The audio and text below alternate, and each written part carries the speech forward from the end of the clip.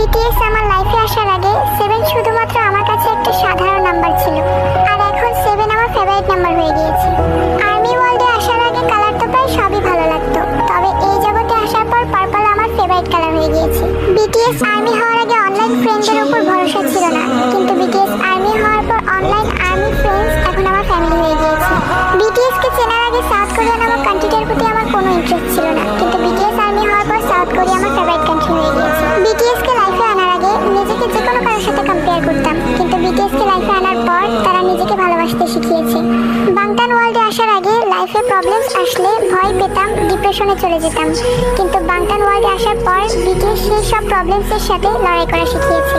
Thank you so much BTS, আমার লাইফে এতগুলো চেঞ্জ আনার জন্য, আমার লাইফে আসার জন্য। You are such an angels of my life.